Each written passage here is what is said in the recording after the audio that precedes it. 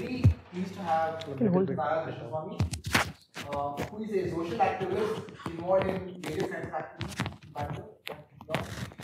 She is a co-founder of a grassroots people's movement called Citizens for Bangalore. She is also a co-founder of Shakti, a non-partisan citizens collective campaign for equal representation of women in legislature, which is an issue if you would believe the manifesto has multi-partisan support, but for some reason has never managed to see the light of day. So she also contributes to various news outlets. She appears on television channels discussing various issues regarding gender, urban governance, language politics and federalism. So thank you for hosting us. Thank you. Hello, everyone. Can you hear me? We're good to go? So sorry to keep you waiting. Thank you to Abhishod and all of you for hosting me. It's my pleasure and privilege. And I don't know, there's probably 20, 25 people here. And if you clone me 25 times, actually, if you clone me 50 times, my IQ won't add up to your collective intelligence. I'm a master's in computer science. I work in Oracle for my day job. So I do something completely different when I moonlight. That's probably why I do something completely different when I moonlight. Today, I'm going to be talking to you about one of the things that I do, along with a host of other people. This is a citizen movement. Martin Luther King famously said that the moral arc of the universe will inevitably bend towards justice. And I'd like to argue today that it won't inevitably bend towards justice unless we bend it. In fact, if you set aside the 2019 election results for 1 second and assume that we are just pre-election results in 2019, just a few months ago, and you add every single woman who has ever been elected to Lok Sabha since 1952, the very first Lok Sabha elections in India, you take every single woman who's ever been elected to Lok Sabha and seat all of those women, you will not fill one parliament. It does not add up to 545. That's just a stunning piece of statistics. We have not elected even 545 women to Lok Sabha so far in 70 years, 70 plus years of elections. Is how unrepresentative our democracy is. So I want to tell you two stories. The story of Krishnaswamy, the lady in the center, and on the right is Bhanupriya Rao, a good friend of mine, who did an amazing job chronicling Krishnaswamy's story. Krishnaswamy was invited to the Shakti launch when we launched last December, and I'll tell you why she was invited. Krishnaswamy was the panchayat president in a small village. It's a gram panchayat in Tamil Nadu, in the Tirunelveli district. She was elected in 2006 as the panchayat president, and it was not her choice to stand for elections. She was asked to stand for elections because, as you know, in panchayats there is, about 50% quota for women. And even then, it's not that, she herself volunteered. She was volunteered to stand for elections. But once she was elected, she got very enthused, and the first thing she did was to go after all the encroached land, go after all the encroached land in the village. And she filed many, many cases, and most of the cases were, of course, against upper caste men who had encroached the land. And she herself was never called by name. As she would walk down the road, she had always been, and even after she was elected panchayat president, always called as, hey, such and such, with a caste prefix, whatever her caste was. She was a Dalit female panchayat president. So whatever her Dalit caste was, they would only call her like that. She was never called Krishnaswamy. So she started filing these cases, and she got a lot of threats. And then India Cements, which is the biggest industry there, in fact, it is their premium cement plant there, had been polluting the area for many, many years. And when they decided to come up with a thermal plant there, she knew that the pollution would be unbearable. So she went and looked at the records, and she found that while the Panchayat Act mandates that the Gram Panchayat must give permission before any industry comes there, and this is the beautiful thing about Indian law, it actually is pretty good. And in your area, imagine if you had a liquor shop come, next door, you would want to have a say in whether you want a liquor shop next door. she noticed that they had not secured permission from the Gram Panchayat. In fact, they had just directly escalated to the district collectorate and by whatever means gotten permission, and there was a thermal power plant coming. So she filed a case against them, against India Cements. This is a woman who has only completed school, never been Panchayat president before, and she has a lot of opposition, she's never been treated well. She filed a case in the High Court against them.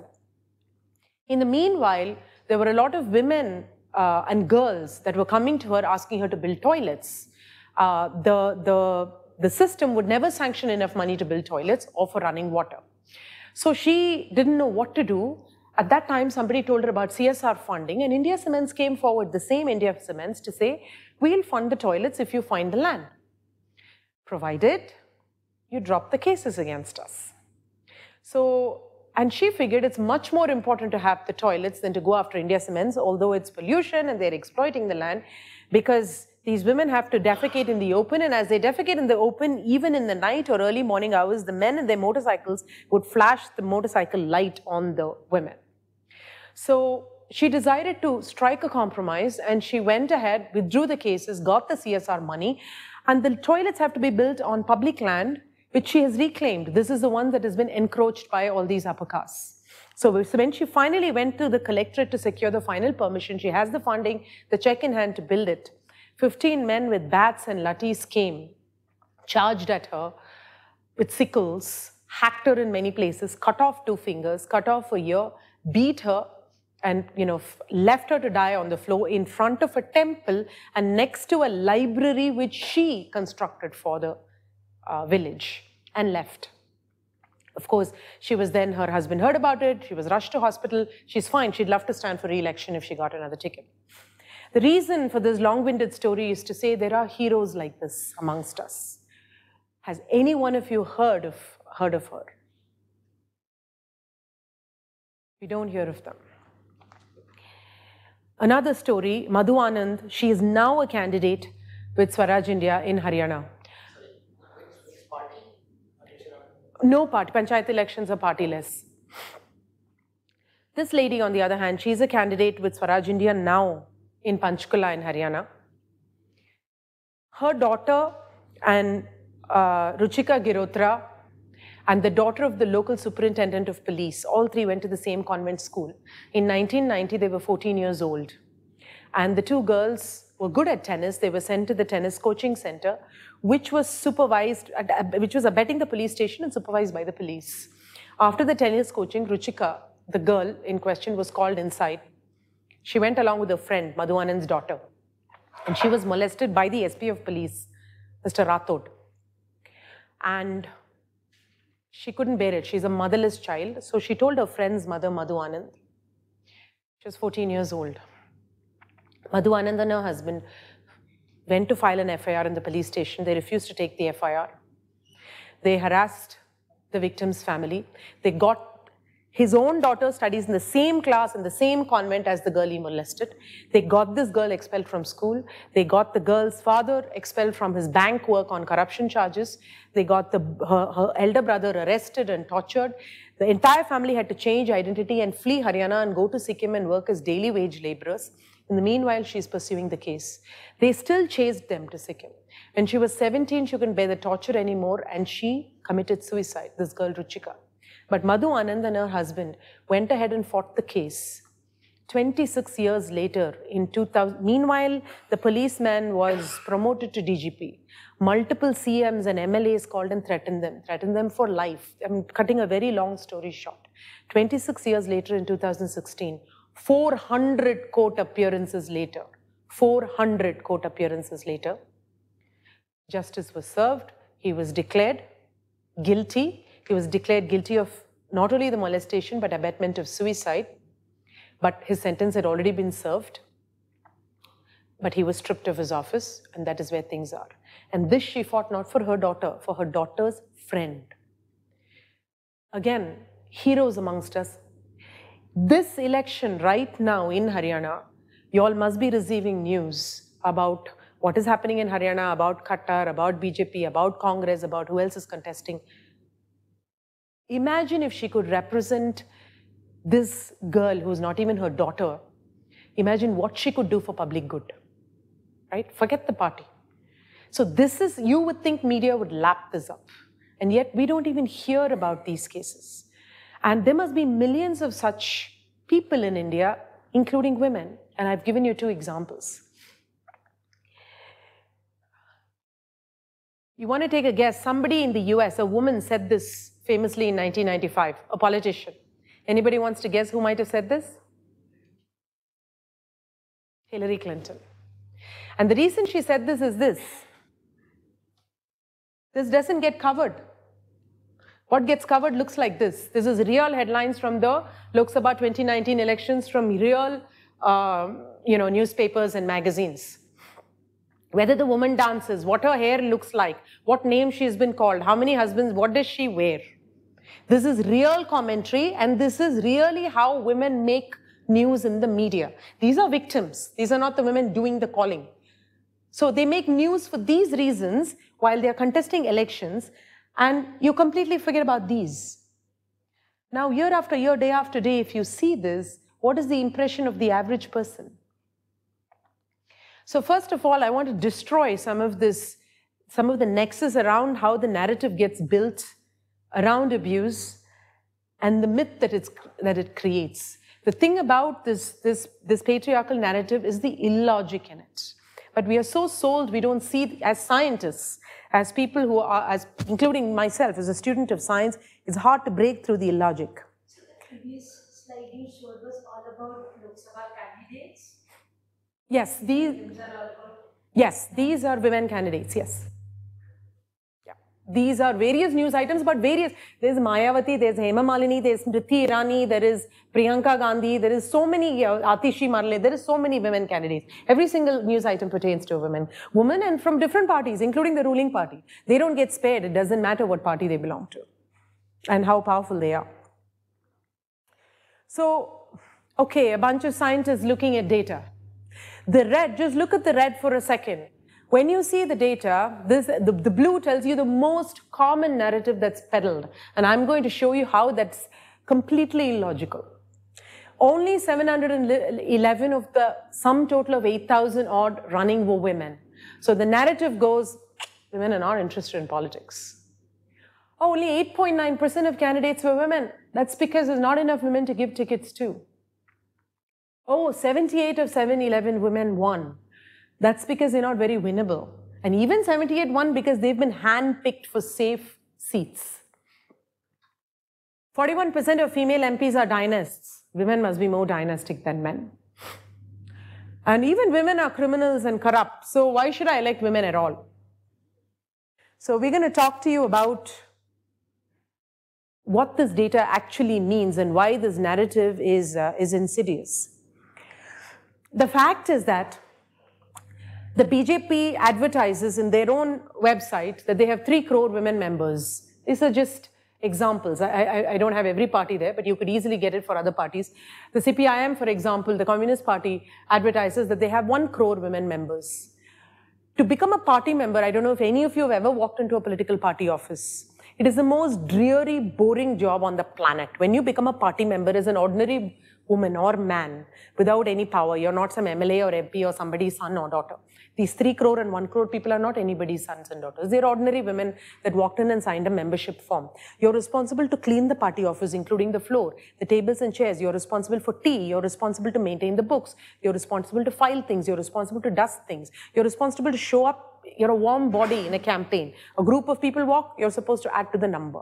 It's an extremely boring, mind-numbing job until you rise in the ranks. Okay, so if there are, and 99% of these people will never rise in the ranks. I'll show you. So these are women, nobody put a gun to their head. These are not women standing for elections, remember, right? So only 711 women across all parties stood for elections. So these crores of women came here voluntarily because they're interested in politics. Meanwhile, only 10% of all party tickets went to women. So political parties, so many parties gave out tickets. There are 545 seats. In a given state, there are so many seats. So many parties contested. Of all those tickets, you add up all the tickets given, only 10% of the tickets went to women. 50% of the voters are women, only 10% of the tickets went to women. How many men members are there in BJP? How many male members are there? About, well, their claim is about probably close to 15, more than 15 crore. This is their claim. This is the claim. This is what they advertise. My point is, you yourself advertise these large numbers and then you claim we don't have anyone to give tickets to. So the illogic, that's what I'm trying to point out. And if you take people who are office bearers, Divya Spandana headed up the social media platform for Congress, the entire social media platform. Vijay Rahetkar is the BJP women's wing head. Neither of them got tickets. Both of them were contenders, neither of them were given tickets. In fact, Vijaya's seat, and she had previously won an election, was given away to the alliance partner Shiv Sena.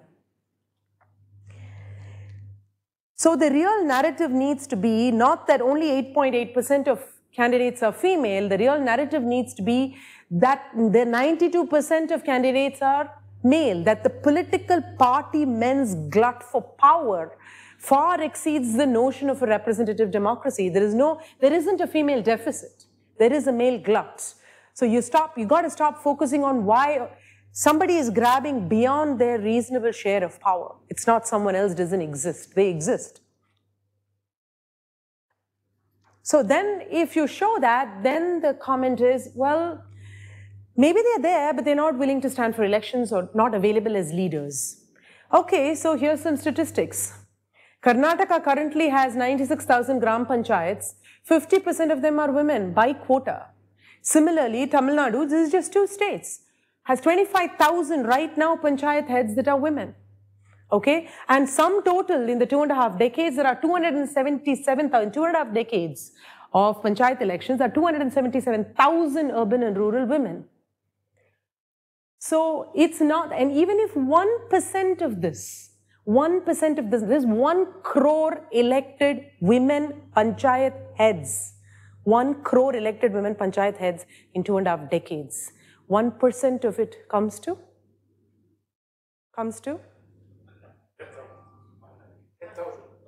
1 lakh.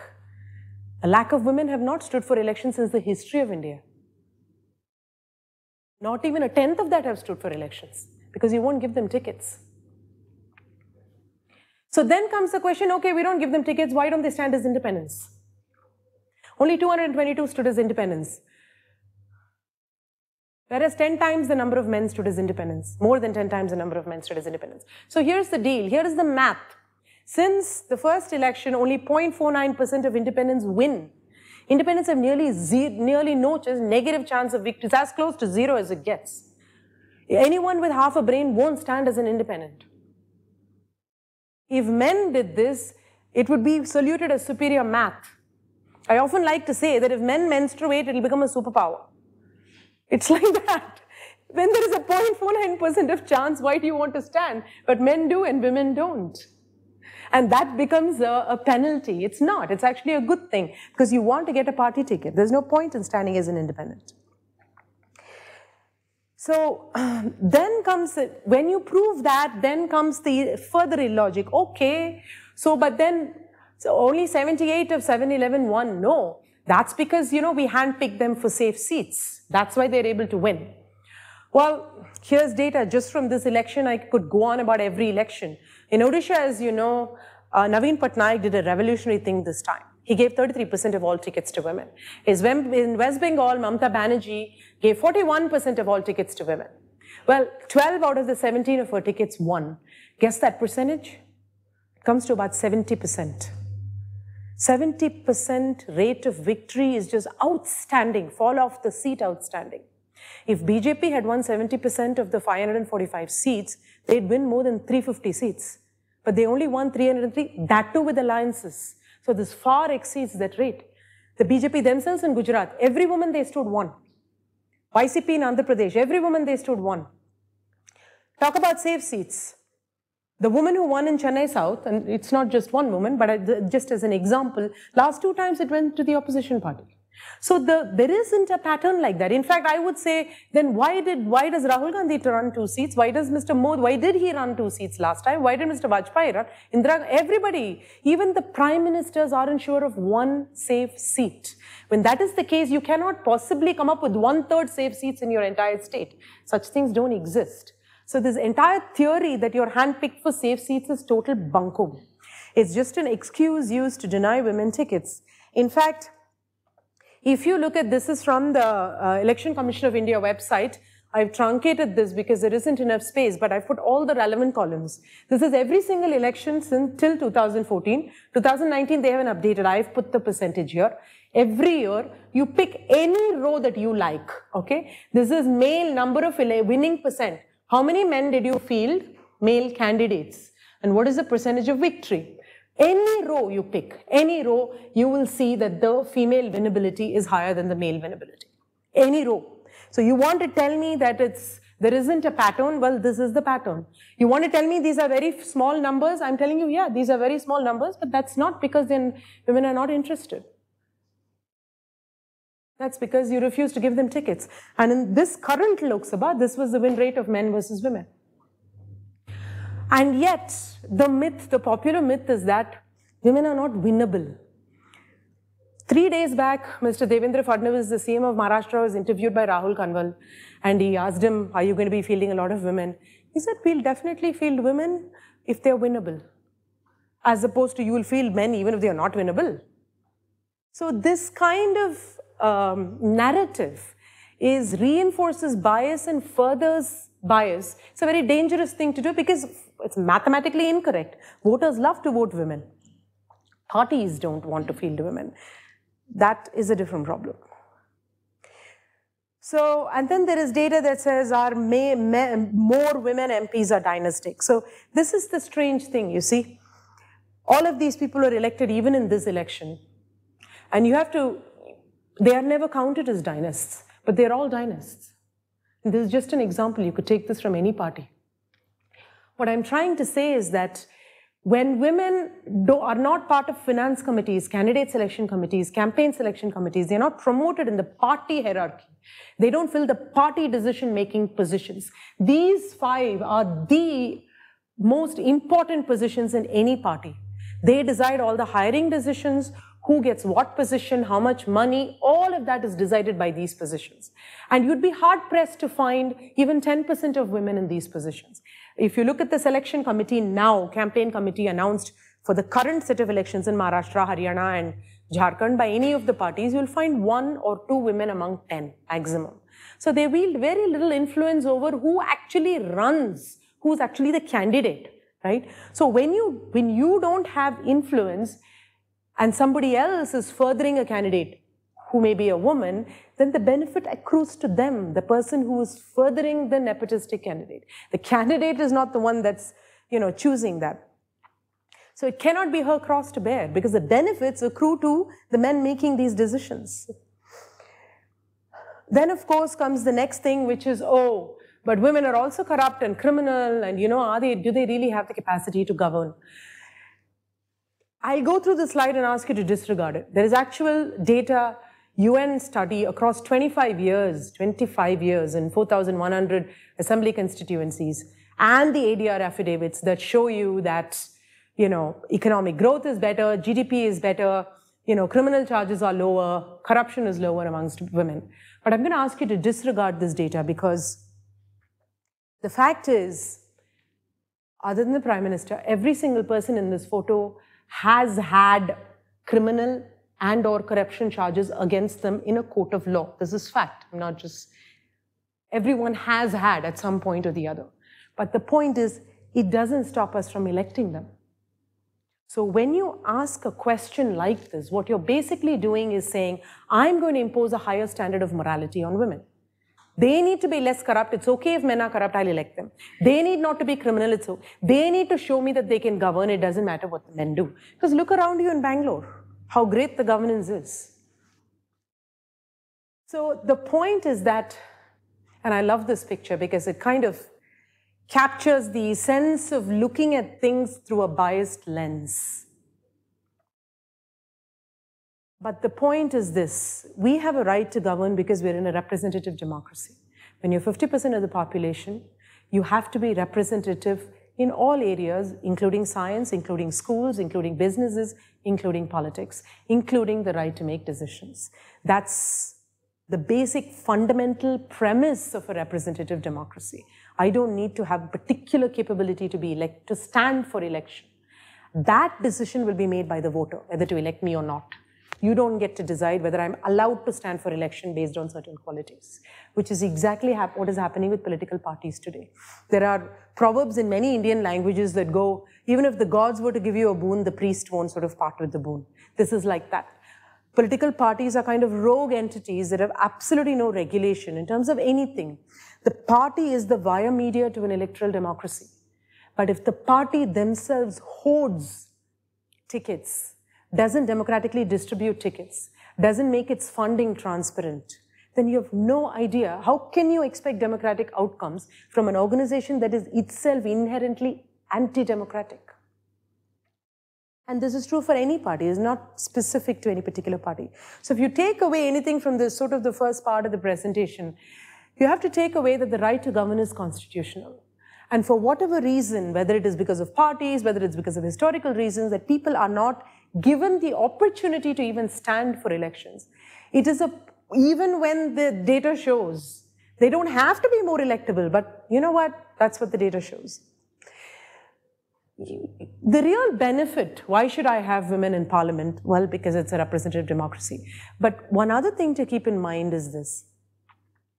In the villages and small towns of India, when people need to approach their elected representatives for water, for utilities, for amenities, whatever, better livelihood or issues, their farms are failing.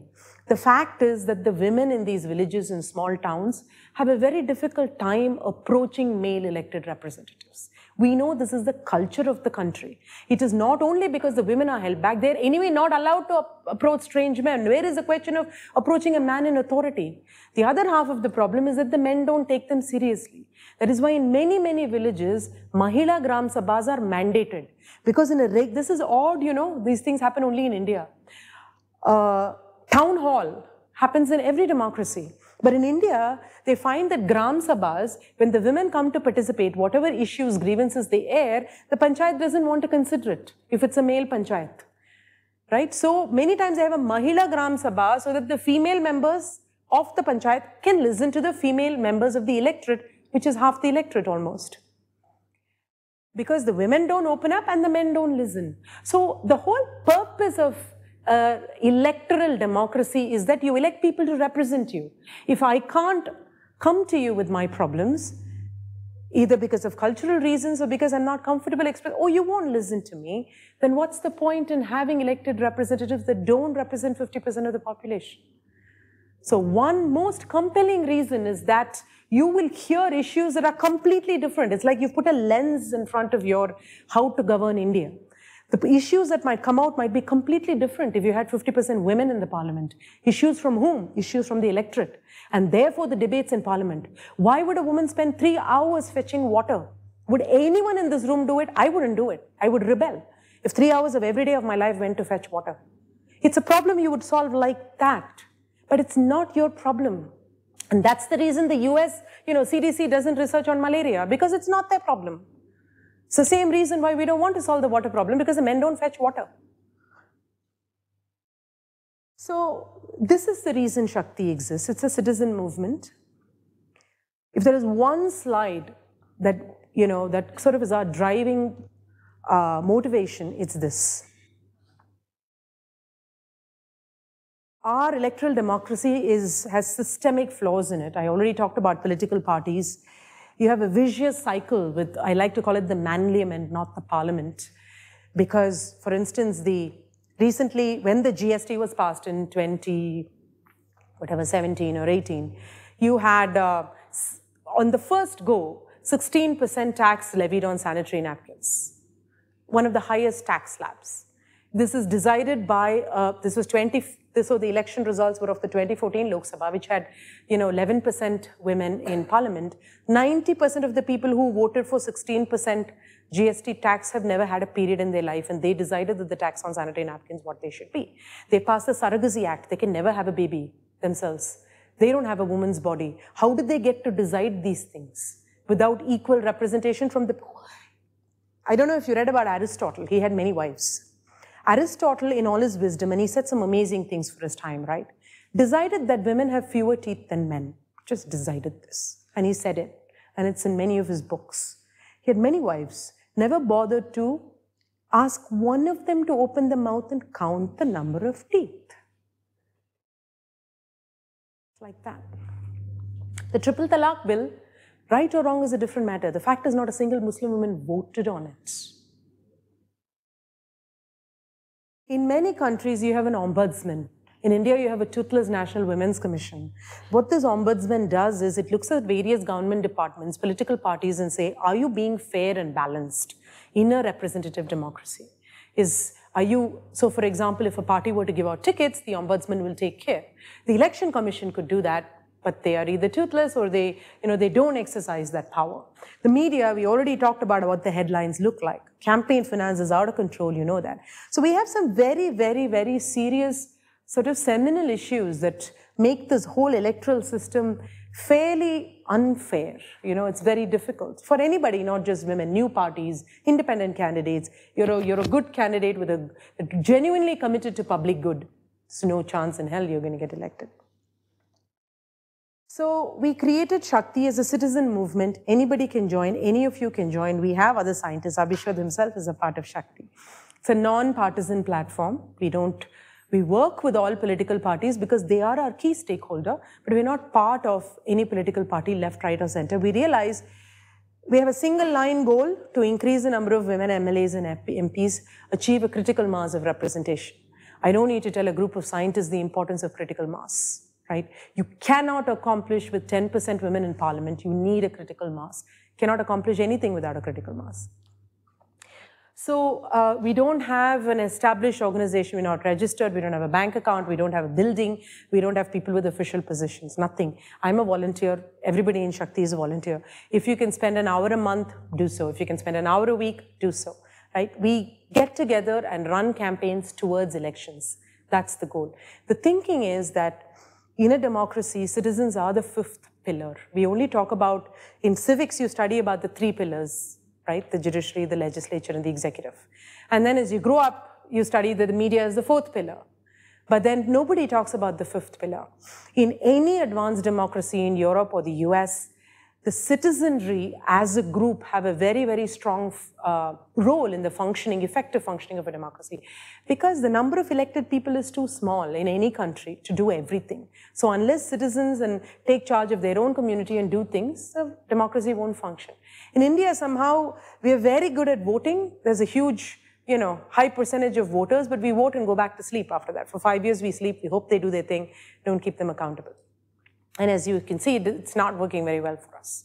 So the idea is that an active, engaged citizenry that puts pressure on this lower half, on parties, on voters, to say, hey, such women exist, the stories that I told you. So when you go to vote, don't just think of, do I want Kashmir Article 370 abrogated or not? How about the woman who fought tooth and nail for real public good?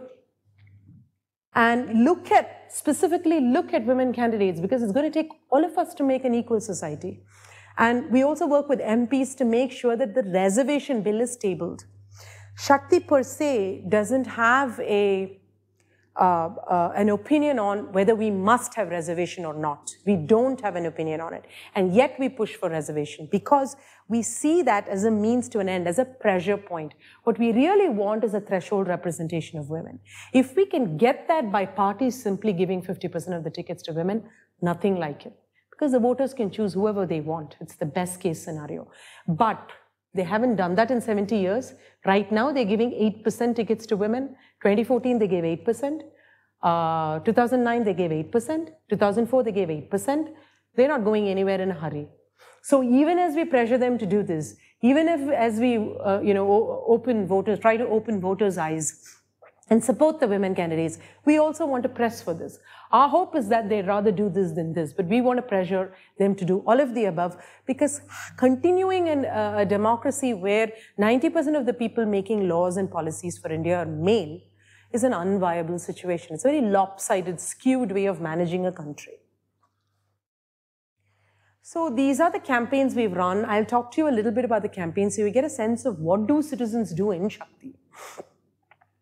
It was launched in Bangalore, and as I told you, the lady from the Panchayat, Krishnaswamy, had come to that event. These are all people that came to the event. Many of them, this is the first ever female mayor of Bangalore, Leela Devi, amazing woman. All of these are in some way connected to politics. Some of them were sitting MPs, some of them were media people, some of them had contested and lost, some of them contested once, some of them never got a ticket. They would like to contest. Malavika Avinash never got a ticket. All various parties, there's Congress, JDS, this was done in Bangalore, BJP, there's people from multiple states, from Kerala, from Maharashtra, we had people from Rajasthan, all over the place. These are the 4 things we debated to first, as a start, to say, look, let's get our moorings right. Let's figure out where the problem lies. All of the presentation I'm giving you is, 9 months of learning. But before that, we started somewhere. What do women need to succeed? Meanwhile, this was the very last session of the parliament. December 2018 was the last session of parliament before the elections. So we'd have one chance to pressure the MPs to pass a women's reservation bill. If you look at our agenda, some of this needs to be done. Some of this needs to be done with the government. Some of this needs to be done with parties. If you want to talk to parties, they have no reason to listen to you unless the only time parties will look at you and listen to you is before elections. So this needs to wait until, this is December 2018. I know elections are coming, which is why we started Shakti, so this needs to wait. This cannot wait, because if we miss the last session of parliament, we won't have another session till the new government is formed, another 6 months away. So the ordering isn't just decided by us. In many citizen movements, the ordering is decided by external triggers and events. We have to be willing to and able to react. So because it was the last session of parliament before the elections, we decided to run a Call Your MP campaign. We picked a day. Women from almost every state, barring 2 or 3 states, women and men from so many states, about 500 callers participated. We basically mobilized them on social media. We had a bunch of calls to and volunteer meetings to plan the campaign. We had women who were farmers, we had Dalit women, we had tribal men and women, we had IT, we had lawyers, we had bankers, we had sports people. We had so many NGOs join us, and these are from so many different states. And, easily half of it would have been men. And we reached 127 MPs that night. We called all of them, all the 543. Not everybody picked, 130 picked up the phone. 3 of them said no to us.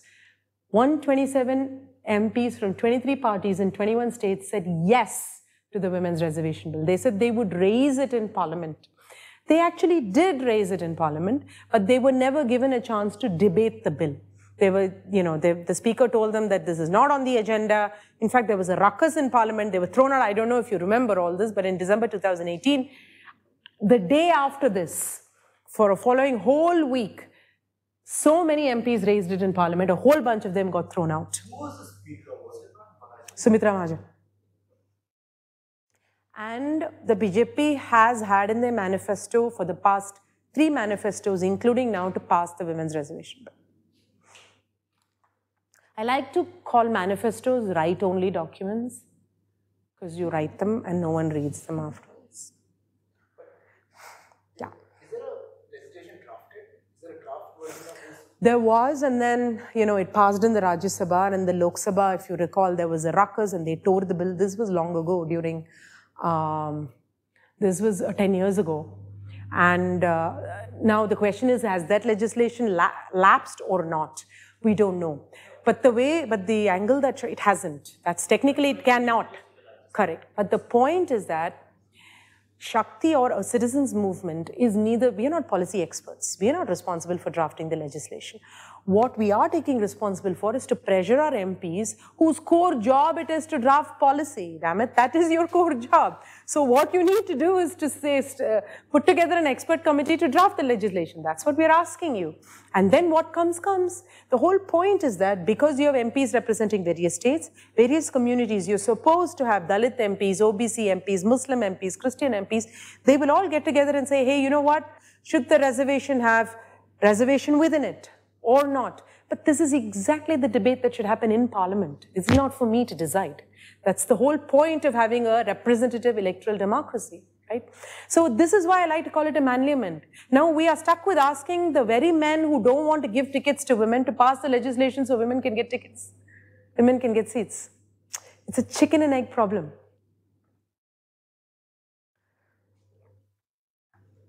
We also called women MLAs and said, you know, talk to your parties. All of you guys want this. You know how difficult it is for you to get tickets. And so we did a whole bunch of call campaigns to pressure. And this is just a representative sample. There's a ton of calling that we did. Whole idea is to create pressure points. The big picture thinking is that political parties and politicians respect numbers. If a lot of citizens come together, you know, like Jallikattu, things get completely reversed, right? They respect numbers. So the idea is for us, a lot of us to get together and call them and say, we had a script. We gave everyone a script. This was this beautiful cookie cutter operation. We had a script in every language. We had the same script. Hi, I'm Tara Krishnaswamy. Hello, I'm Tara. And you call any MP from any state because MPs make laws for the whole country, not for your state. That would be an MLA. So I could be calling an MP from Uttar Pradesh and say, मैं Tara Krishnaswamy बोल रही हूँ. Right, today I want to talk to you about the women's reservation bill, and I know what party you are, so this is in the manifesto, or maybe not, but you know, don't you think as 50% of the population we should have representation? Do you support the bill? He might say, हाँ. Most of them will say, हाँ. And then you say, क्या आप इसको, you know, parliament में raise कर सकते हैं? Can you table it in the parliament? At least bring it up for discussion. He'll say, हाँ, I'll do it. So we say, tomorrow, will you be able to bring it up tomorrow or in this session? Yes, sure, I'll do it. That's how the calls went, right? And we recorded. So I'd get random SMSs and WhatsApp messages saying, called such and such MP said yes. Called such and such MP from such and such constituency said yes. And we had hundreds of people sending these messages. And we called the MPs repeatedly because there were 500 of us, each making 10, 20 calls. So the same MP would get a call many, many times. They're all in Delhi. Parliament is in session. They're even talking to each other. They're like, we expected, this is my guess, they'd have said, why you, and some of us even said, why are you repeatedly calling us? Well, we are your citizens. There is no moratorium on number of calls we can make. This is important to us, we're going to ask you. Then came, the parliament session ended, they got thrown out, and election season started. We represented, and these are just pictures of two different, one is in Karnataka, one is in Tamil Nadu. We went and met either the candidate selection committee head or the head of the party and petitioned them. It's a simple letter saying, would you please give 50% of the tickets to women? The first thing you ask in a citizen campaign, you keep the temperature low, you be respectful, you ask, you make your demand nicely. If they say yes, you're done, you can go home. If they don't, that's when you raise the temperature and say, can I, put more pressure on you? Can I assemble a bunch of people? Can I get on the street? You don't need to fight. You can simply start by asking. And then we wanted to start to influence the voters, so there'd be more and more pressure and media pressure on them as well. So we ran a survey along with this Noether app, which is an app that basically you can download on your phone and gives you information about various both elected representatives and candidates. So once it has a, gets your coordinates as to what area it is in, you are in, it will tell you all your elected representatives, all your candidates, give info about them. So we ran a survey on purpose on January 15th across 24 states. 10 lakh of people voted. People can also go and physically vote in their local, Noether has fairly high penetration. And we had rural, urban, young, women, all of these people vote. And the voter sentiment, and this is again to influence public opinion, as I said, voting, the voters themselves are a constituency for us. And 82% of voters, this is per state I have divided it. This is what they want. In Telangana, for example, 84% would like to see 50% of their MPs be women, but they had 0 at that point. In Maharashtra, 81% wanted female MPs. They only got 17% female MPs, right? So this tells you the gap between, which also corresponds to the fact that women are electable and winnable, which is what the data shows. Then we said, okay, campaigns have begun. Election campaigns have begun. So let's have a discussion around whoever's got the tickets has got the tickets. Now, how do we maximize the number of women being elected? What can we do to make sure that more women, given the number of tickets, get elected? Again, we had people from a smattering of parties. Lalita is from the BJP. Jagmati is from the Communist Party. Alka at that time was from the AAP. We had people from Center for Policy Research. We had many policy researchers and political analysts, media people. And of course, sitting MPs and MLAs. Then we also did a ground event on Women's Day to pressure the Election Commission to say, as these parties give tickets to women, why don't you enforce the fact that half the ballot should belong to women? Why don't you push back and say, why are you only giving 10%, 8% tickets to women? You can at least ask the question. You can at least chide them, right? You can reprimand them for bad behavior. And this was actually a ground campaign we organized across, close to 8 cities and 19 districts. And these are just photos from each of the cities in which this happened, that we had this event demanding that the Election Commission take action. And then we also started to promote women candidates. Again, we are non-partisan, so we have to promote candidates from all parties. We did social media promotion with them. We helped them generate funds through Our Democracy, which is a public crowdfunding platform. And we promote women bulk as opposed to focusing on individual women, so that it's much more of a, this is to tell voters, look, there are so many women standing for elections. Take a look at them, right? Many of them got elected. I told you in Andhra Pradesh, for example, 4 of the YCP women got elected. All 4 of the YCP women got elected. So these are just examples of things that we've done. Now I want to switch to what is the effect of women running campaigns in an electoral democracy? Is there any difference between male campaigns and female campaigns? This is an analysis.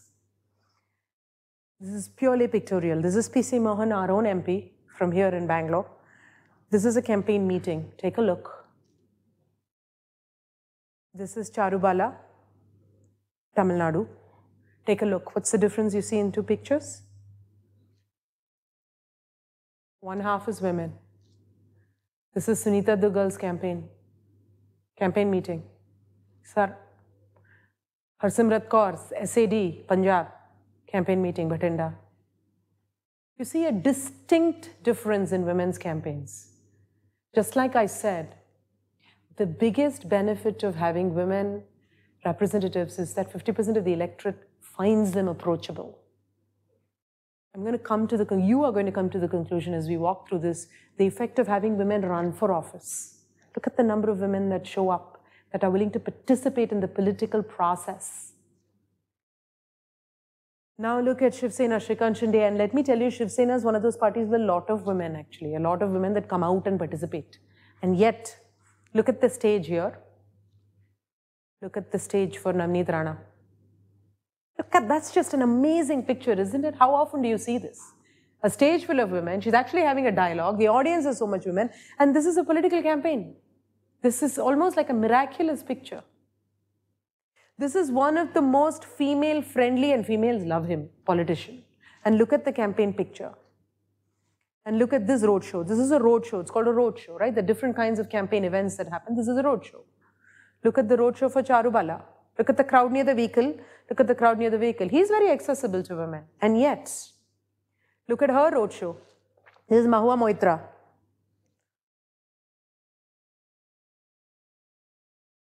Then comes accessibility. As you're campaigning and you're telling voters, I'm going to solve your problems, and they come to you and say, these are the problems I have.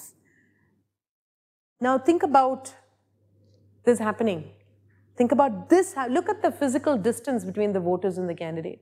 And think about what happens when 90% of the candidates are men. Think about whose problems they are hearing and where they think India's governance issues are.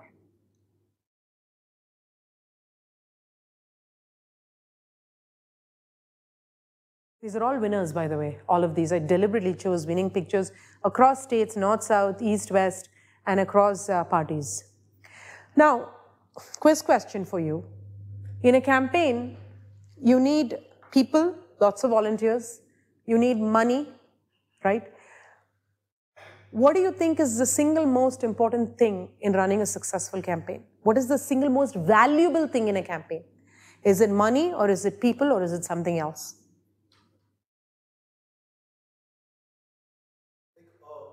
What do I think is important, or what will work? What will work? I mean, a campaign success is defined by if the candidate gets elected.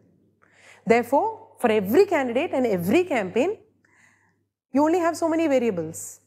You need money to run a campaign. You may not need extraordinary money, but you need some money to run a campaign. You need volunteers to run a campaign. You can't do it all by yourself. And there is a third factor, which actually is the most valuable factor in any campaign. But money will buy you visibility, like ads. That's why you need money. The single most important thing in a campaign, I've run quite a few campaigns myself, been part of campaigns myself, electoral campaigns, is time. Because once the election is declared, once you get your ticket and you file your nomination papers with the Election Commission, that's the day you've become an official candidate. From that time till election day, the clock is ticking. You will never get back 1 second. You can raise more money, you can attract more volunteers, but you can never buy time. So every second is extremely precious for a candidate. And what they do with that time decides whether they win, whether they lose. Why? Because if I choose to spend 6 hours talking to 25 people, as opposed to 6 hours talking to 1,000 people, those 25 people better be fantastic influencers who can each pull 100 votes. Otherwise, I've thrown away that 6 hours where I should have reached even more voters. So the time is the most critical unit, most valuable gold in a campaign.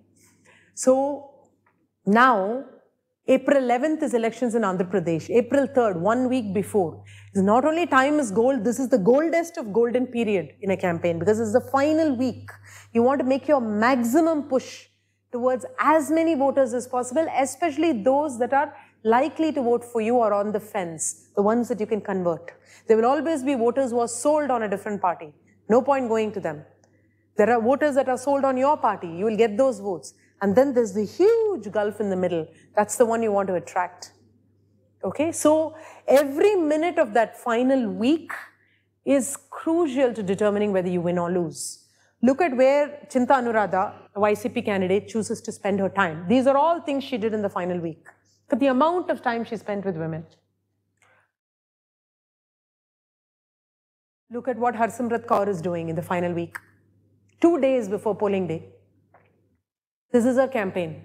This is Sunita Diggal's campaign, again, just before polling day, a week before polling day. Yoga in the park, whole bunch of women.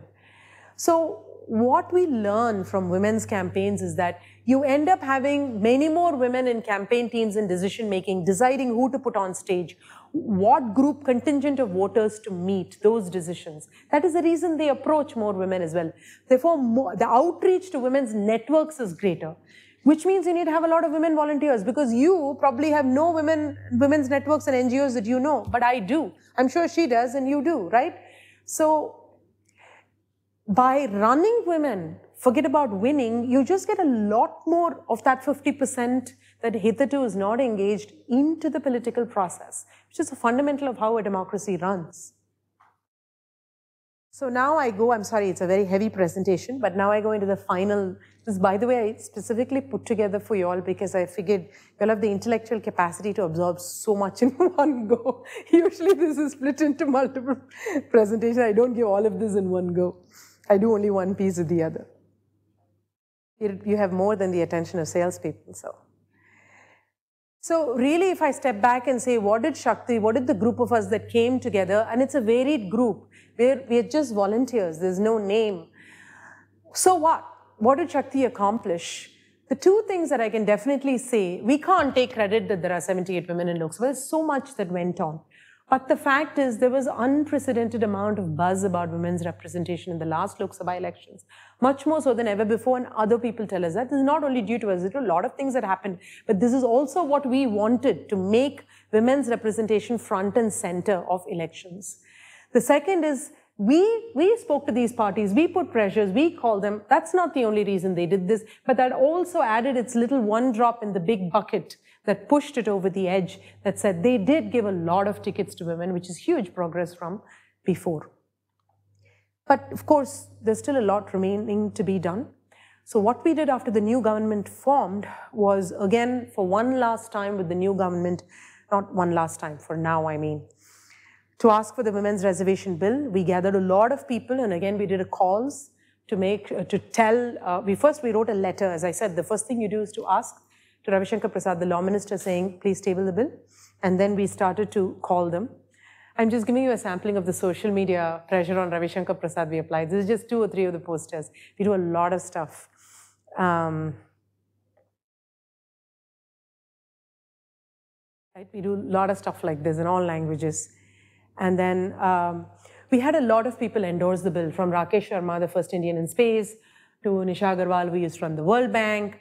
It's just Public Affairs Institute, just a smattering of people. You get Revati Ashok, she runs BPAC, somebody runs a telecom association. These are not people all of the same mold. The whole idea is to say, ordinary people like you and me, you don't have to be an activist or somebody in a, feminist to demand this. It's the right thing to do in a democracy.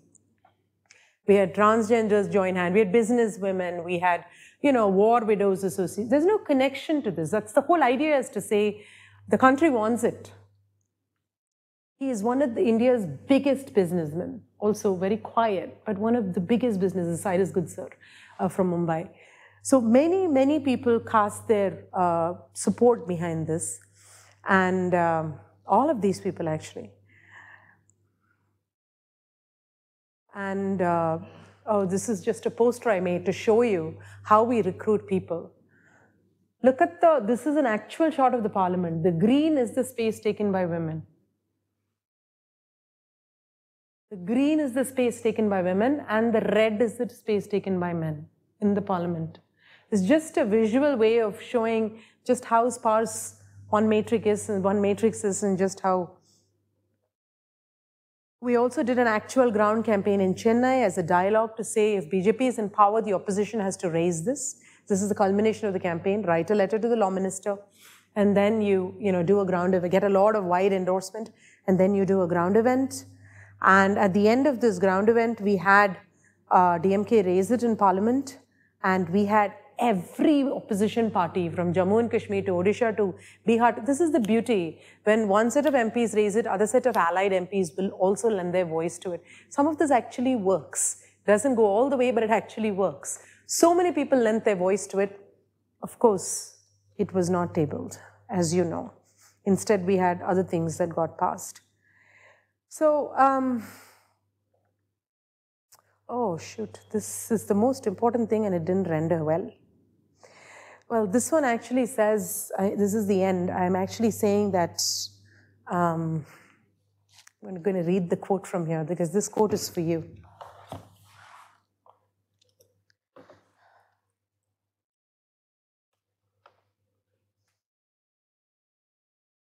This is the final slide, and the quote actually reads,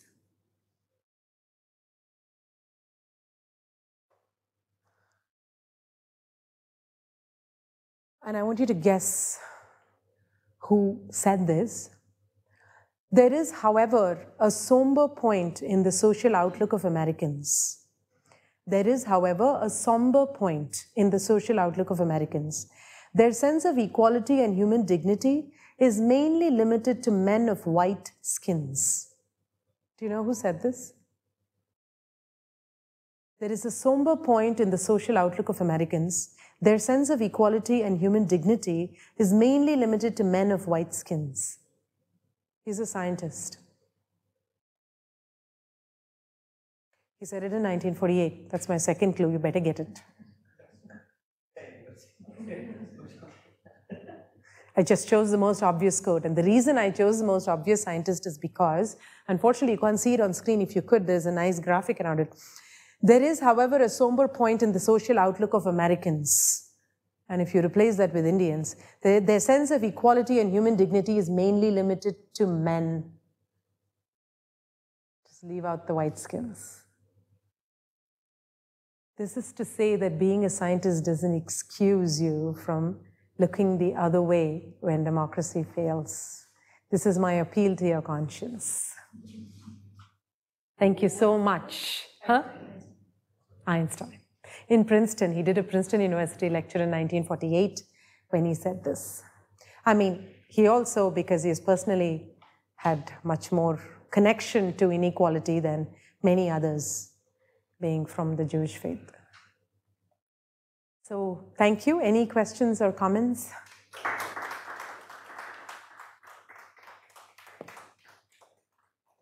Yes, please. So, I don't think you disagree.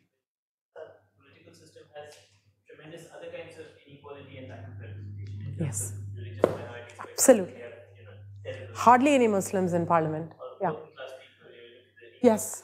Yes. You don't have any farmers, for example, right? I mean, there are many that claim to be farmers, but they're not actually farmers. Yeah. So I know you agree, but it seems to me that tactical step. Yeah. You seem to be in the position that these issues aside have a one-point agenda. Yeah, yeah. We have a focus. Yeah. Right. But I just wanted to suggest that it may not be a bad even tactical strategy. Yeah. To make common cause with other oppressed and underrepresented. Yeah. Absolutely. People who face oppression otherwise are often more the ones who are likely to be more empathetic. Absolutely. And which would involve, I mean, just to give one example, you look at Western European countries and US, which you mentioned, but of course, if one remembers, for legal equality, first legal equality was actually implemented in the Soviet Union. Yeah. After the Soviet Constitution guaranteed legal equality, that Western European countries followed suit. Yeah. Whatever, our enemies have done it, we better have this at least done. Right. So, and that of course came as part of a broader movement for social reform. Yeah. That's just something which, I mean, so in practical terms, I would, for example, be very uncomfortable with having Smriti Irani as a face for this campaign, precisely because she represents so many other problematic tendencies, or maybe someone like Maya Kodnani, who was the only minister in Gujarat, but tremendously problematic personality. So let me address some of this and you continue on. So one is the entire basis of Shakti is to collaborate with other organizations. That if there is no other organization that perfectly overlaps with us, if there was, then there is no need for Shakti. So every campaign that we've run has been a collaborative effort with Dalit groups, with Muslim women's, Bharatiya Muslim Mahila Andolans, with the tribal groups, with farmers' cooperatives, with, as I said, lawyers, so many people, both individuals and cooperatives. Because we are a new movement and we are not trying to gain some name and fame here. We're not trying to establish our leadership. So the quickest path, the path of least resistance to accomplishing anything is to join hands with anybody who is willing to join hands with you. Some of these have nothing to do with social justice at all.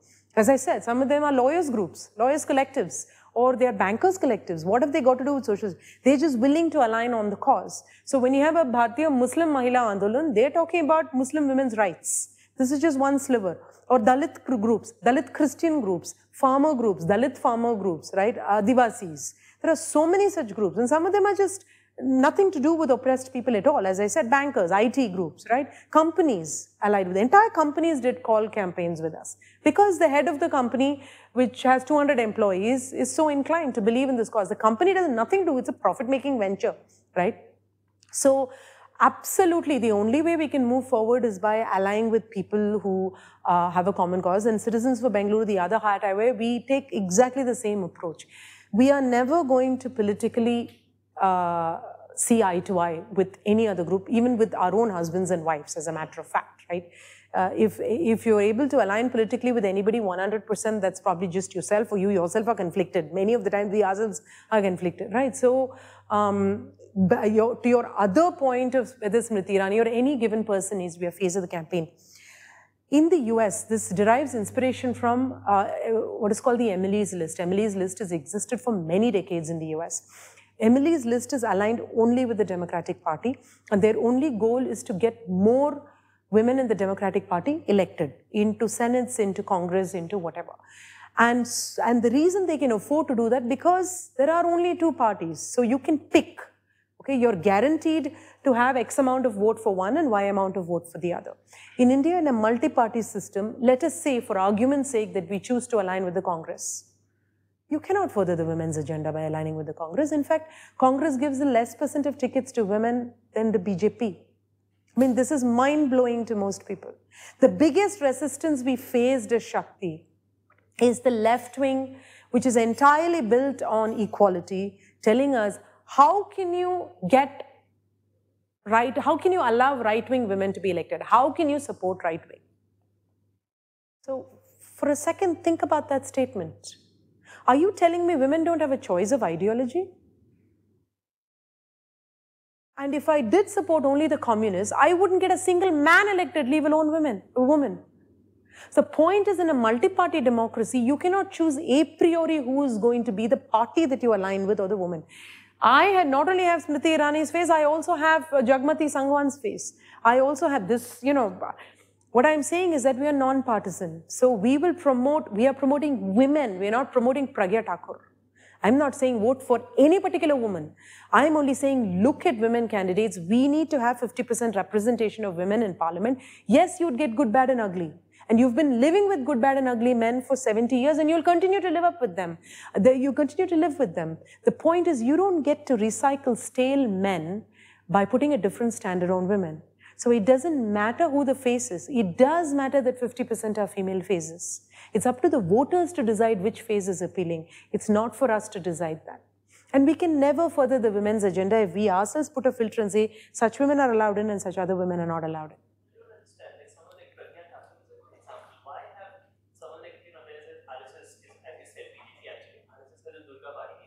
Correct. Why, I mean, maybe they align on this one issue, maybe Pragya Thakur is a woman, but what doesn't make any sense from a progressive point of view to support someone like Pragya Thakur? So it's a brilliant, so this is what I've spent the last 6 months doing, breaking myths. And I must say that I'm, you know, in all honesty, I have to stay non-partisan. So you have to view my answers from that lens. If you want to see where I myself lean, you're welcome to follow my Facebook posts. They generate a lot of debate and controversy. I wear my Shakti hat and CFB hat, and I wear my personal hat. See, one thing that Indians don't realize, and this is critical to BJP and the right-wing success in India, is that the BJP and the right-wing have done RSS, because of RSS, have done an outstanding job in mobilizing women. In fact, I would say of all the parties, regional parties, Shiv Sena has done the best job. After that comes Mamta, Shiv Sena, they do a great job. BJP does a good job of mobilizing women. But more than all of that, Shiv Sena and Mamta have done a great job from a regional perspective. When Jayalalitha was alive, ADMK was top in mobilizing women. That doesn't mean they have a great percentage of women elected representatives. That means there are a lot of women who are politically active in positions of decision making, although it hasn't gone up. You have to remember that to produce the kind of scientists that are sitting in this room, you have to have 1 million schools, universalized education, every child going to school, then you have to have 1 million colleges, then you have a few top-tier colleges. You don't produce it by sending only the good kids to school, because you don't know who are the good kids a priori. You never will know. No country on the planet without universalizing education can ever have a half-decent scientific program. And the same is true for politics. You want good politics, you got to open the doors and make it accessible to everybody, and the best will bubble to the top over time. Which is the reason you see states like Kerala or Tamil Nadu or Maharashtra do way better on many indices than some other states, because these states universalized a lot of things and brought a wide net under the welfare, access to basic things. Like what? Like education, like healthcare, like, you know, anti-poverty schemes and things like that. Then you will see the GDP grow across the state. Then you will see gross enrollment ratio of women in Tamil Nadu is 42%. In the best next state, it's at 23%. Look at the 20% gap in enrollment into higher education. How do you come up with that? In 1961, Tamil Nadu and UP had almost exactly the same amount of population and literacy rates. Can you believe that? So the Durga Vahinis of the world, the RSS of the world, and this is the explanation based on my understanding. I'm not a political scientist. I just have field experience from working in this area, not just with Shakti. Prior to that, I was moonlighting with political parties, trying to understand. There's a little boutique political party that I moonlighted with. And then, of course, Citizens for Bengaluru. I've been working in the domain for a decade. When you look at progressive parties and how they approach women, they ask women to do two things. First, leave your patriarchy aside and become a feminist. Then jump into the political process. I'm deconstructing what they do. It's not like they come and tell you this. But basically, they're saying, you're equal, you fight against regressive sort of practices, you shun people telling you how you should dress, what you should do, go to work, all of the package around being an equal citizen or a feminist. Some people think it's a bad word, it's the right word actually, right? And then they also say, because I'm a political party, come join the party, start doing campaigns and so on and so forth. So you're really asking people to cross two barriers. Whereas if you look at the RSS BJP right-wing style of recruitment, you're saying stay in your comfort zone, you be a good wife, a good mother, you do your celebrations, your festivals, and how do you now mobilize politics? That becomes a political mobilization. You celebrate your Vijayadashmi function. On Vijayadashmi day, you call all your neighbors and your community people, you do your arati or whatever it is that you do, you recite your shlokas, whatever you do, you keep your religious practices of your Hindu faith. And in that process, you bring a lot of the community together in your home. And there, you're also inviting people to give you talks. You yourself are a member, you're able to give talks, they're able to give talks, which is a mixture of spirituality and politics and dharma and, that whole nice circle of things. So it's one less barrier to cross. My husband doesn't need to worry about, oh, she's leaving home and doing something weird. My parents don't need to worry about, am I sending my daughter into a political party? What is it? Many people ask, why do even communist parties are the worst representation of women, by the way. The worst, far lower than BJP. And in decision-making bodies, they've never had, of the 25 people in the Politburo or 27 people, they've never had more than 1 or 2 women. It's always been under 10% for all the talk, right? So, and many people ask why such parties even have a women's wing. The reason they have a women's wing, why would you have a women? The society doesn't have a women's wing. A political party is supposed to represent society. It's because the parents won't send the daughters to a political party. Which parent would want to do that? We have 40% of elected MPs in parliament today have serious criminal charges against them. I don't mean criminal charges. This is according to self-sown affidavits. Serious criminal charges include kidnapping, rape, attempt to murder. 40% of MPs, sitting MPs, have these charges against them. So now imagine how many in parties have them and why the parents would be comfortable sending their daughters to be in political parties or their wives or any family. I myself would be uncomfortable joining a political. So you have a women's wing because it's a soft landing. You're going to work with a whole bunch of other women in the party. There is much more safety and security around that thing. So what I'm saying is that the world is such that, the political world is such that, and India's social setup is such that making people take 2 leaps of faith. One is leave behind your culture and your practices as you know them and become this new avatar of yourself, a more progressive, forward-looking, modern, sort of more feminist avatar of yourself. And at the same time, enter politics is a hard sell, much more of a hard sell. Leave alone the fact that there's no opportunities after you do that. Yet 3 crore women have joined. They're not getting opportunities. That's a different story. It's a story I just told you. What you said also includes patriarchy. You say that absolutely. Come with your patriarchy. Exactly. That's what they're doing. So when the right wing says come with your patriarchy, more women come. Yeah. So then does it not, is it not contrary to what you are trying to do? See, you have to pick the well, I would love for patriarchy to disappear. What can I say? But you have to pick the battles you want to fight. It's like asking a scientist, but you also have this disease and that. You're going to pick your disease. In fact, the disease that you're not picking may be much more common, much more virulent, much more dangerous. But you're picking your area of research. It's the same way. We cannot fight all battles. We have to pick the battle we want to fight. In society, in parliament today, you have extremely regressive, patriarchal, criminal, corrupt men. You also have extremely competent, amazing, forward-looking, genuine men wanting to do public good. You have both. And Parliament is representative of society. That's how it will be for women too. Whether voters want to elect a highly patriarchal man or a highly sexist woman, because patriarchy is not gendered, neither is sexism. Sexism is not gendered. The woman who meets me will ask, what does your husband do? Do you have kids? How do you have time to do this and manage your kids? But when they meet you, they won't ask you, are you married? Even if they do, they won't say, how do you have time to do this and that? It's taken for granted. And it's coming from a woman. So neither sexism nor patriarchy are gendered. They afflict all of us, men and women. That's the beauty of patriarchy. It co-opts women into it. Women are the greatest sort of flag bearers of patriarchy. That's because if you study social sciences, whatever is the dominant pattern, whoever is in a lower rung wants to conform to that dominant pattern in order to be accepted. You see this anywhere in society. You're from an oppressed minority, say a Dalit, okay? As you see opportunities and you realize that the way to rise is to conform to the dominant pattern, you leave your Dalitness behind. You may be a Muslim. The more successful Muslim may appear less Muslim than the... Why? Because society makes you conform to dominant patterns in order for you to succeed. Right?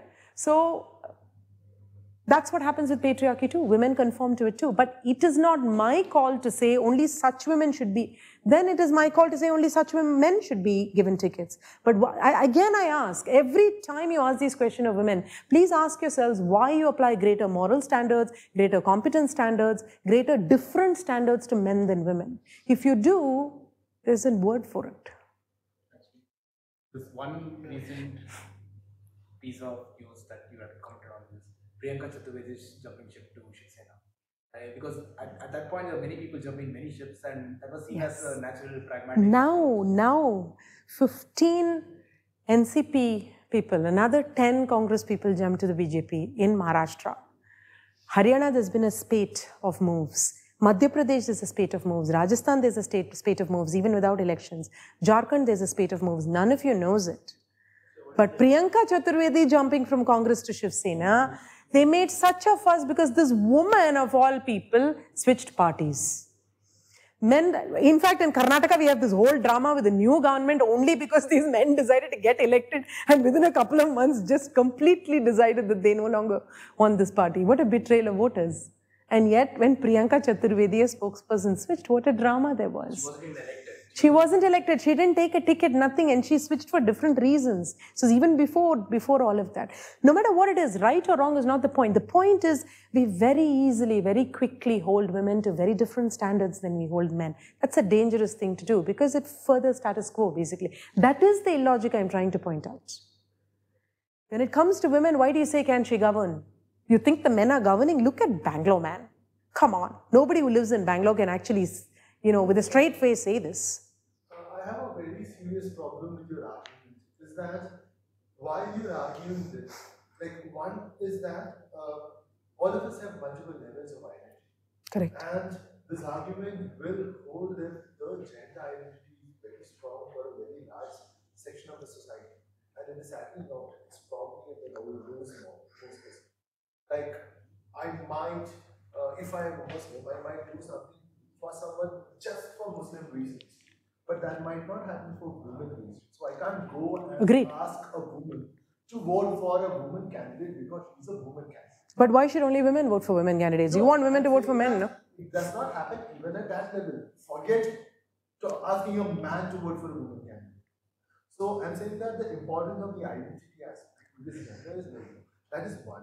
But the larger problem I have with the argument you have put forward is that while you are advocating it, you have taken a language that the patriarchal adrenaline-driven people speak, which is not what the beauty of women, the winnability of women is about. No, if you look at most of the women movements, pictures that you showed, the reach to a larger section of the society, a lot of cooperative movements yes. societies that see fully because they are women led. Majority. Correct. Because there is a certain, I don't know, it's not lovable, it's a very bad word to use it, but there is a certain kind of understanding between people, and there is a certain drive towards a certain goal, and basically there is a common will for good. There's Correct. a common goodwill, which is Correct. a much larger percentage in these groups than you might find Average in person. the other political parties where power hunger or these things. So somewhere I feel that the presentation is not speaking that language, and you have not addressed that aspect of the. So let me come to the first part first before we go to the second part. I want you to say a bit more about the second part. The first part is about gender identity, right? You're right. No identity is, I shouldn't say no. Identity for political purposes is a constructed thing, meaning all identities exist within us. But whether it is politicized, right, that is a thing that is made to happen. Gandhi politicized, and Gandhi is just an example of someone who politicized the thirst to be free. Freedom. That's how he mobilized people to come together. And you need a lot of people to come together, not just in many people, just giving an example, right? The thirst to be free exists in many people. They won't necessarily act on it.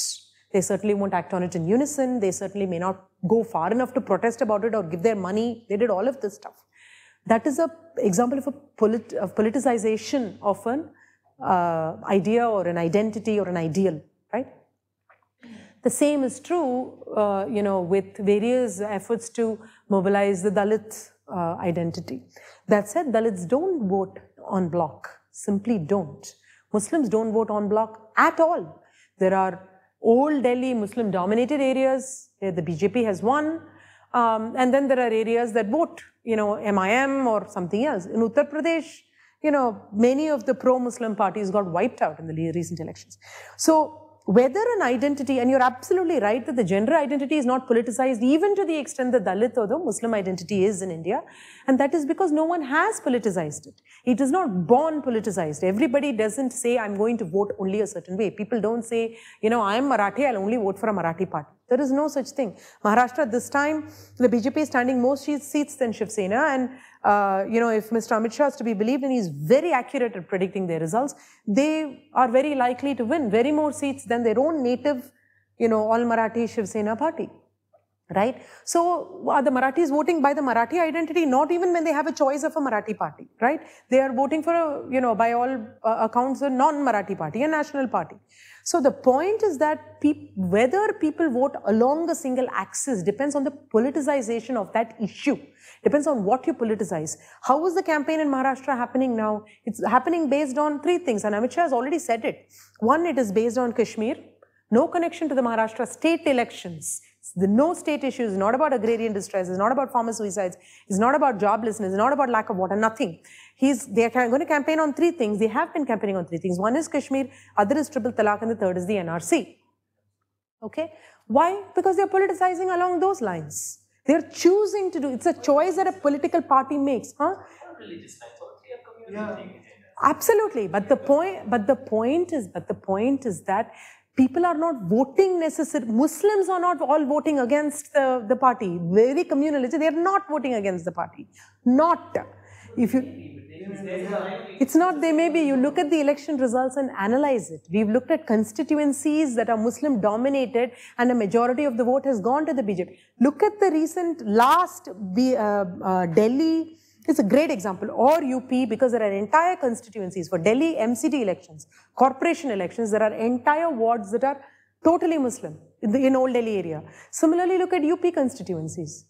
BJP has won in many of the Muslim constituencies. People don't vote along those lines. They don't vote along those lines unless you politicize it. If you politicize it, it can happen. Meaning, for Muslims or Dalits to vote a certain way, you have to politicize the Dalit issue, not necessarily the anti-Dalit issue, the Dalit issue. So, in order for gender to be a line along which people vote, you have to politicize it. If we don't politicize it, it won't. Which is not what we are trying to do. What we are trying to do is to pressure parties to do the right thing by giving a reasonable number of tickets to women. Today, of all the tickets you give, of all the candidates you stand, 92% of the candidates are men. In an electoral democracy, when your You are the via media between me and the parliament, between me and the legislature. If you don't let women stand, they can't possibly win. So what you're trying to do is to create a citizen movement to pressure parties to do the right thing. Like you said, appeal to their goodness. That's what you're trying to do. You're not trying to go tell them you're patriarchal, you're not doing this. This is the analysis of what is happening, why we are here. This is not my conversation with the party. The conversation with the party is a letter that says we request you to give 50% of tickets to women. We have 50% of the electorate. You have so many party members. I'll give you a typical conversation. We went to Mr. Dinesh Gundurao to ask him to give tickets during the MP elections, during the Lok Sabha elections for Karnataka. He said, well, show me the candidates, I'll give tickets. Soumya Reddy, the MLA candidate, the MLA of Bangalore, happened to be one of the Bangalore constituencies, happened to be with us. He turned around and said, Soumya, will you stand? I'll give you a ticket. Right? So basically, he is coming from the thing that I don't have enough women to give tickets. I'm telling you by looking at the data, this is reality. That's an excuse they're using. Right? And I made the same presentation to the Congress saying, you know you have lakhs of women, crores of women party members. You know you have lakhs of leaders, and they're not getting tickets. The second in command of the women's wing of Congress didn't get it. Didn't even get a ticket. Didn't get a ticket this time, last time, previous time. She finally quit. So this is an excuse. I will tell them and they know it. I don't have to tell them confrontationally. You ask them, you speak to them, you make friends. If I am confrontational, I won't get so many MPs in my events. I won't get them raising the issue that I want in Parliament. It doesn't get passed, so I'm not, there's a long way to go. But the point is they're willing to take our calls and actually raise the issue for something to be tabled in Parliament. Do you have direct control over it? We do. Because it's ordinary citizens making calls and saying, please do it. You represent us. This is our humble demand. So what I'm presenting to you is a social analysis, a socio-political analysis of the what has happened, what is happening, right? But that doesn't mean this is exactly how we approach a political party or how we approach the campaign itself. The campaign itself has a lot of very ordinary women. As I said, we work with many NGOs. Some of them are farmers, some of them are Dalits. Go look at the election outcome data. People don't vote along caste or communal lines entirely. They do, but not entirely enough that there is enough exceptions. They do where you locally polarize. Let's say in a particular case, there was a local lynching that happened. You will see much more polarization. Forget, regardless of what the parties themselves do, if there was an incident that happened locally, you will see very clear, just before the elections, then you will see polarization along the results. So whether people vote on an issue entirely depends on which political party take. Why is language issue so important in Tamil Nadu? Because parties choose to focus on that issue. If they don't, then something else will become important. This time during the elections, nobody focused on language issues. Sterlite was important because ordinary people got killed in Sterlite by the police firing against them. That's what they focused on. But is that choice, like, where does it come from? So are you saying that if the party does not choose the language issue, it will disappear? So DMK and ADMK right now didn't choose the language issue. Who chose the language issue? Mr. Amit Shah recently made a statement. For pre-elections, there was no language issue at all. These elections, Lok Sabha 2019, there was absolutely no language issue when we fought elections in any state. Agreed? Okay. Then what happened? The first session of Parliament happened. Done. Now, Mr. Amit Shah made a statement about Hindi. So again, these parties didn't choose it. Somebody else nationally made a statement about it, to which they reacted. Yeah, but there was no issue, no? That's a different, whether there is an issue or not, that's your opinion. Yeah.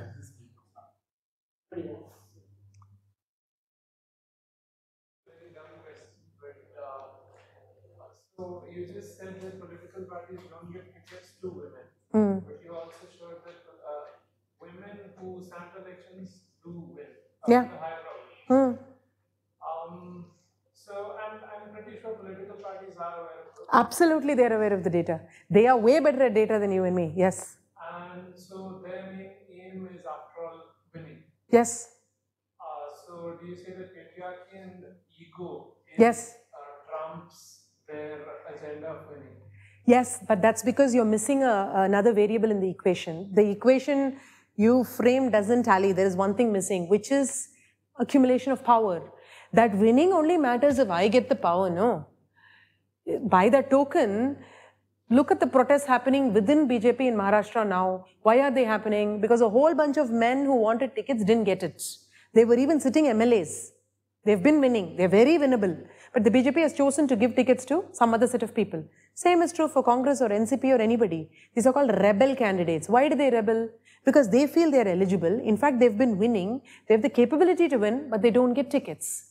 So do they then support the party unselfishly? No, many of them rebel, many of them get out, many of them switch parties. That's the time they switch parties. So it is not just about patriarchy, but it's also about preserving power for you and your coterie. So when you have a group that is used to, we are functioning more like an oligarchy than a democracy. Somebody famously told me a beautiful statement well before the elections. He said to me, this guy has been deeply working with the political party. He said to me, in any party, Tara, there are only 3 men that make all decisions. There are only 3 men that matter. You may think that this party has crores of people and a structure and there is a general secretary and a vice. All decisions, all the big decisions are made by 3 men. Whether it is demonetization, whether it is who to give tickets to, whether you should sit on a dharna, it's meaning the power structure even within is highly controlled. These are not democratic. In any other democracy, you have primaries, you have elections. In other countries, like you take South Africa, for example, every party abides by a code that says when you release a candidate list, a minimum of 33% of the candidates should be female. It's a self-driven code to say, it's like a company, it's like your own institute. It will say, I want to pay people at least minimum wage. I want my employees to be happy. You set a thing for yourself. I want to hire in a fair fashion. Any half-decent organism will set standards for itself. Any company will set standards for itself. Parties don't do it. They don't have public good standards. I don't want to make sexist statements. I don't want a rapist to be in the... Where is all that? Where is the standard that says when I give tickets, I don't want 90% of the tickets, 90+% to go to... Isn't that... How can you have a thing in a democracy that itself doesn't even give tickets for people to stand? Then how will those people win? So the reason this is done is because of preservation of power. They don't want, and in fact, many times the women they pick, this is why you see the wife of, daughter of, because it's a fief. We act like a feudal zamindari system even though we are not. You want to pick the women you can control, the women in your family, the women, because you really are the source of power. They really don't, that's what you think. But you see, human beings are not robots. Once Krishnaswamy came to power, she had her own agenda. She was not the one that wanted to stand for elections. They made her stand for elections. And 60%, so according to surveys, 60% of panchayat women act independently.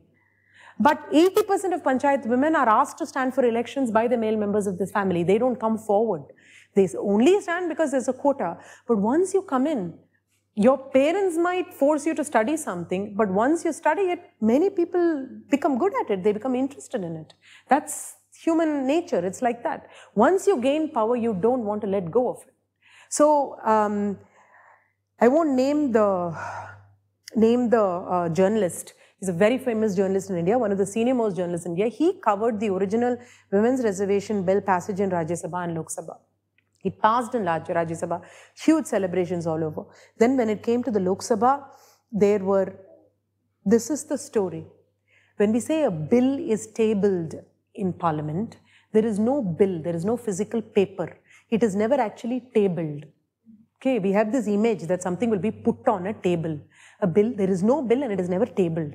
It is just something that's raised in voice. It is discussed, it is voted, and it moves on. If Parliament functions properly, this is what should happen. Many bills recently have never been discussed, they've just been passed. But regardless, even when it's discussed, there is no physical thing indicating a bill and it's never tabled. For the first time in history, they actually brought this bill to Lok Sabha. So tell me it was not done on purpose, okay? And they actually tabled it, okay? A ruckus broke out. And many of the male, of course they're all more than 90% at that point was male parliamentarians. They fought and said, if we give this to women, only the rich women will come, only the upper caste women will come, whatever, all of these myths were discussed. They physically tore the bill and threw it. Okay, press is in Parliament, press can see all this. This is all recorded history, I'm not making stuff up. They tore the bill. Okay, so this is the reports coming out. The bill got torn, bill got flung and all that stuff. Why was the bill even tabled? I don't know. And when these people came out and some of the journalists asked them outside of parliament, guys, you had the numbers, the ruling party had the numbers. It is passed in Rajya Sabha. You plus your allies have numbers. Okay? But the bill didn't get passed. What happened? And most parliamentarians, some of the most senior, most respectable ones that you and I think of as extremely respectable, said, "Arey yaar, why would we pass a bill that reduces our own power?" So when you say people don't vote along gender lines, power does align along gender lines. That is just data that shows. Power, why do you not have, when you have so many women in engineering institutions and medical colleges, why are women not hired? Why do you have 1/10 the ratio by the time they become managers and then 1/100 the ratio by the time they're in the board? Because power does tend to concentrate amongst certain kinds of people and they keep it and they don't share it. Look at 2014. BJP had it in the manifesto, they had a majority. They didn't even choose to table it. 2019, bigger majority, still in the manifesto. Like that, they can pass it. If you can pass Aadhaar as a money bill, if you can pass the controversial instant triple talaq, you can pass this like that. They don't need a single opposition member's support. They're not even tabling it. Why? You tell me why. How many times has the Prime Minister, have people in power stood up and said, women, just now he made a statement, women for Dashara, women should be worshipped as goddesses. We request all of you to respect your daughters, give them opportunity. RSS, Mr. Mohan Bhagwat, the head of RSS, made a statement. Now, Dashara's speech of RSS, he made a statement. If men are holding back women in this country, if we set them free, give them education, give them opportunities in every field, they will flourish. But won't table the bill. Don't table that bill. Table a bill that says parties must give at least half the tickets to women. How about that? You don't need sponsorship. The majority party can table and pass it. Only BJP needs to decide that. So when the people who tore it were in the opposition? People who tore it were the allies of the majority party. At that time it was a Congress government. Congress's own allies tore it. Yeah. SP.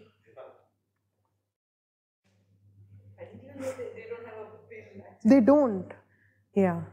So all of this we try to explain. Nobody has the perfect, answer or argument for why do things happen this way. But when you study things throughout the world, there is even in Western Europe, even in Scandinavian countries where you have the most equality. In France now you have close to 50% female members. You speak to the French political scientists, they tell you it is just absolute dumb luck. There is nothing in the system that could have made it turn out.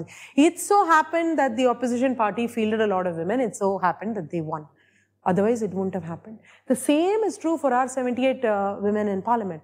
This time, we have 14%, greater than ever before. It so happened Mamta and, BJD fielded as many. If they also fielded the same 8%, like everyone else, 8.8%, we won't have these numbers.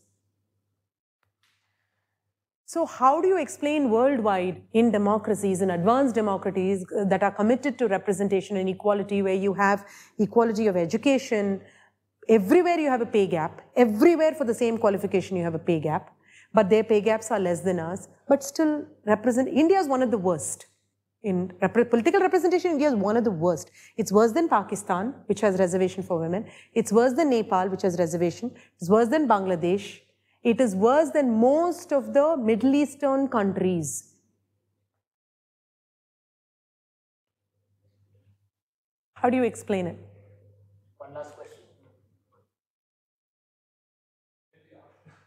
Sure. And I must say, these are just explanations based on the data. I just look at it time and again, everything from election results to candidates to individual performance. And of course, there's a lot of political scientists that look at it and you can read the outcomes and then you interpret it. I don't pretend to have the answers to all of this. I'm as much trying to piece it together and say, how did we come here and why are we still here and why isn't this beast moving, right? And which is why you try to get more citizens together and say, can we do something collectively? So thank you so much.